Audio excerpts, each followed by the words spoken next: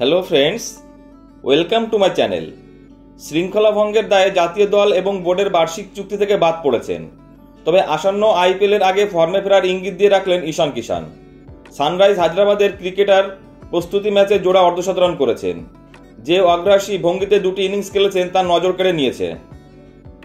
হায়দ্রাবাদের দলকে দুটি ভাগে ভাগ করে প্রস্তুতি ম্যাচের আয়োজন করা হয়েছিল। সেখানে ভারতের টি-20 দলের ক্রিকেটার অভিষেক শর্মাকে নিয়ে ওপেন করতে নেমে প্রথম ইনিংসে 23 বলে 64 রান করেন ঈশান। পাওয়ার প্লেতে বিপক্ষ বোলারদের বল পরের পর মাঠের বাইরে পাঠাতে থাকেন।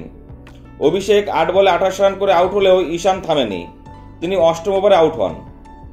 দ্বিতীয় ইনিংসে ঈশানরা নেমেছিল 261 রানের লক্ষ্যমাত্রা নিয়ে। আবার তার ব্যাট থেকে ঝড় দেখা যায়, এবার থামেন 30 বলে 73 রান করে। আইপিএলের আগে কয়েকটি বছরে মুম্বাই ইন্ডিয়ান্সের হয়ে খেলেছিলেন ঈশান। একবার 15 কোটি টাকা দামও পেয়েছিলেন। তাকে অবশ্য ছেড়ে দেয় মুম্বাই। মহানিলামে মুম্বাইয়ের সঙ্গে লড়াই করে 11.25 কোটি টাকা ঈশানকে তুলে নেন হায়দ্রাবাদ। আইপিএলে 3 নম্বরে নামতে পারে ঈশান। অভিষেকের সঙ্গে ওপেন করবেন ট্র্যাভিস হেডি। গতবার তাদের ওপেনিং জুটি হায়দ্রাবাদকে অনেক ম্যাচ জিততে সাহায্য করেছে।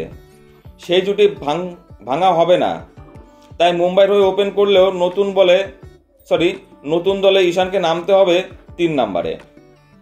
2022 সালে বাংলাদেশের বিরুদ্ধে একদিনের ক্রিকেটে 200 রান করলেও ঈশানকে শৃঙ্খলা ভঙ্গের অভিযোগে দল থেকে ছেঁটে ফেলা হয়। তার কাজকর্ম নিয়েও প্রশ্ন ওঠে। ঘরোয়া ক্রিকেটে বারবার ফিরতে বলা হলেও বিভিন্ন কারণে টালবাহানা করেন। অনেক পরে ঘরোয়া ক্রিকেট খেলেছেন।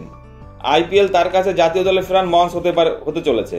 বন্ধুরা, তোমাদের কি মনে হয়, সানরাইজ হায়দ্রাবাদের হয়ে ঈশান কিষান কি সফল হতে পারবে এবং পুনরায় নিজেকে প্রমাণ করে জাতীয় দলে ফিরতে পারবে?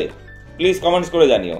আর ভিডিওটি ভালো লাগলে অবশ্যই লাইক, কমেন্টস এবং শেয়ার করে দিও বন্ধুরা, এবং চ্যানেলটি সাবস্ক্রাইব করে দিও। সকলেই ভালো থেকো, ধন্যবাদ।